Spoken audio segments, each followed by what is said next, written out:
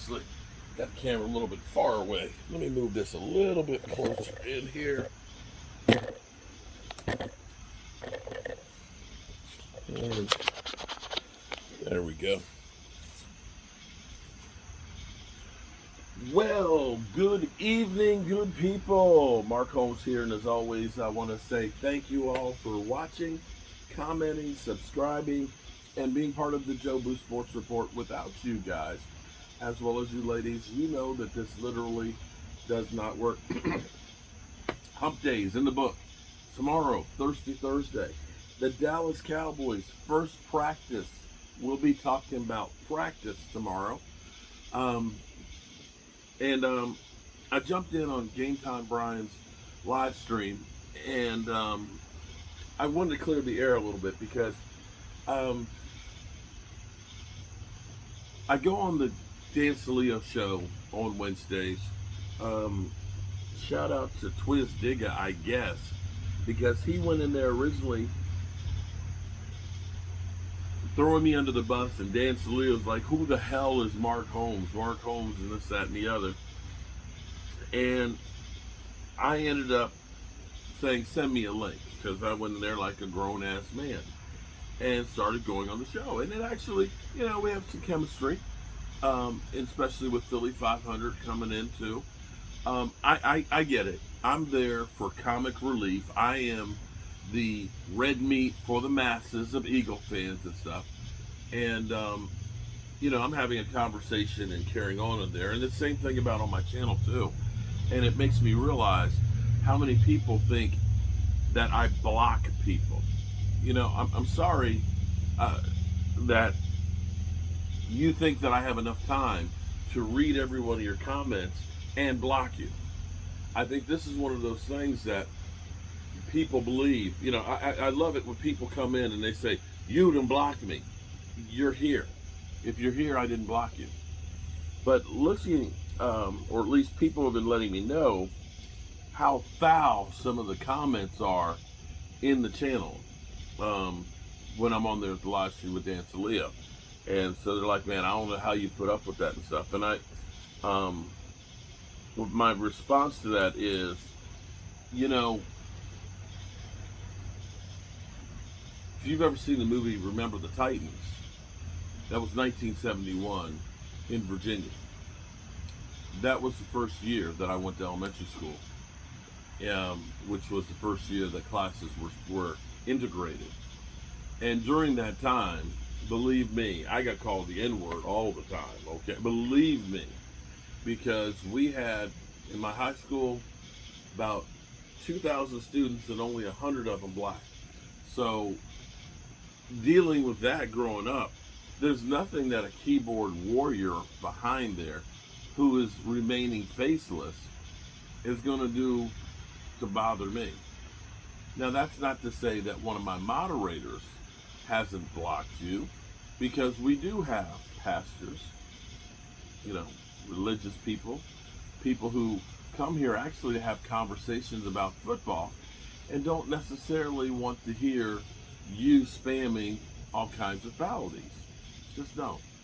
So as long as we can keep things civil, then let's keep it civil. Let's keep it about conversations in football.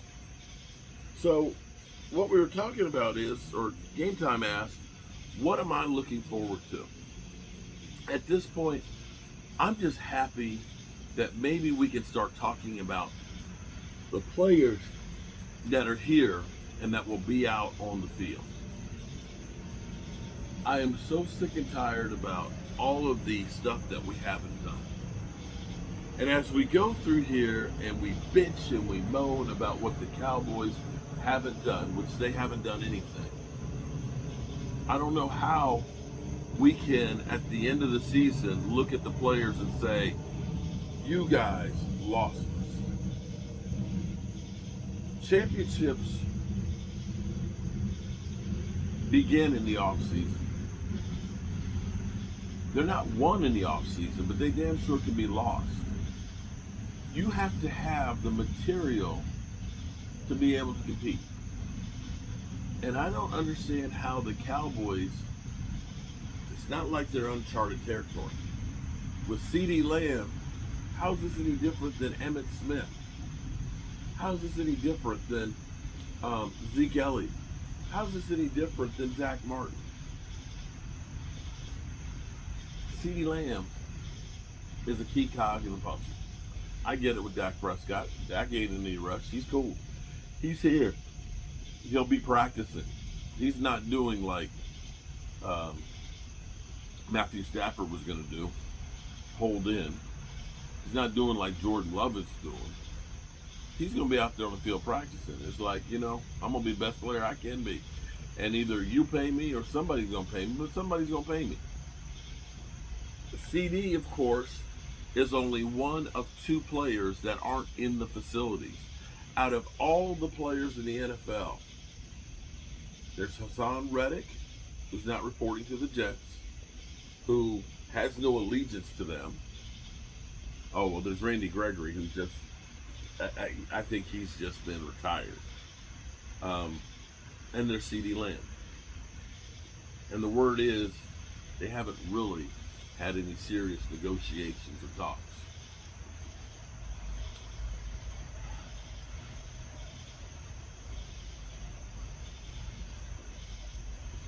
They make it so hard sometimes.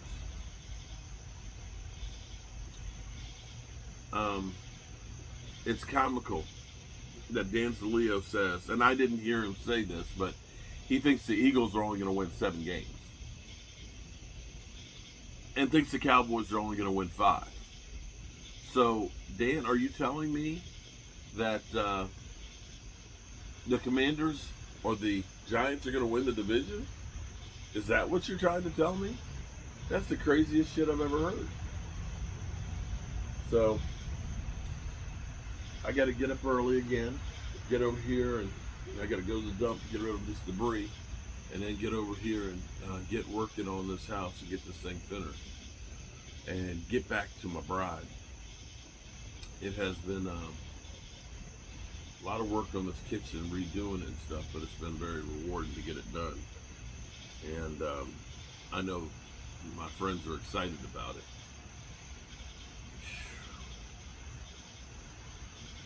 If I had one wish,